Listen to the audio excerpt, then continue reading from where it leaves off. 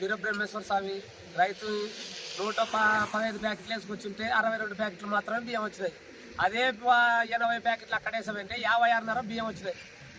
మాకు ఇంత న్యాయం జరుగుతుంది. ఎట్లా ఉంటుంది? ఈ రైస్ మిల్లులో చాలా భారీ చేస్తున్నారు జరుగుతుంది.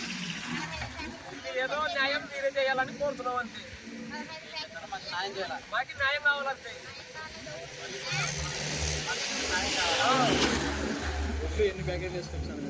110, 115 బియ్యం ఎన్ని వచ్చినాయి? 62. ఒక 70-72 రావాలా అనుకున్నాం సార్. బియ్యం షార్టేజ్ ఎంత వచ్చినాయి? 10 ప్యాకెట్లు కొట్టేసినారు సార్. మీరు అడిగినా రావాలని అడుగుతున్నాం. అడిగితే వాళ్ళు లెక్కల ప్రకారం చెప్తున్నారు అన్ని. ఏమంటున్నారు? అది ఇది లెక్కల ప్రకారం ఏమని చేసేది అది ఇది అని వాళ్ళు అంటున్నారు. మాకు దశక వచ్చింది, గలీజు ఉన్నాయి ఓట్లు అది అని ఇప్పుడు చూపిస్తున్నారు వాళ్ళు. నా ఓట్లు గలీజు ఉన్నట్లు కరెక్ట్ చూపించను. అసలు 9 మాటలు మందు కొట్టినా నేను. ప్యాకెట్ కొట్టుకున్నా. మీకు ఏ విధంగా న్యాయం జరగాల? ఏ విధంగా న్యాయం జరగాల? మాకు న్యాయం జరగాలని కోరుతున్నాం సార్. బియ్యం ఇంకా మీకు ప్రతి ఒక్క రైతు ఎవడు అడగడలే. అదే రైతులు కాటలేదు, గోట్లేదు. అక్కడ ఏంటన్నా కానీ న్యాయం జరగాలంతే సార్. అది లెక్క. 10 మనకు ఒక్కరాని కాదు, 10 ప్యాకెట్లు రైతులు బాగుండాలని కదా కోరుకుంటుండేది. 10 ప్యాకెట్లు రావాలి సార్.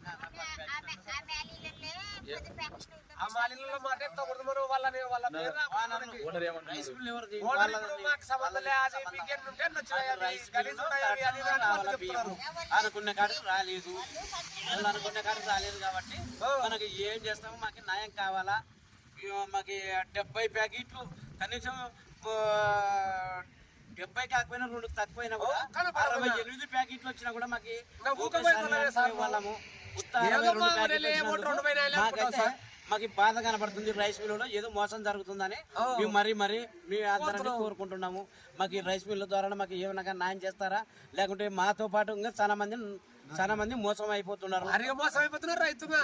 రైతులకు ఏది అనేది తెలియడం లేదు. అది మీరు ఏం చేస్తారో సార్?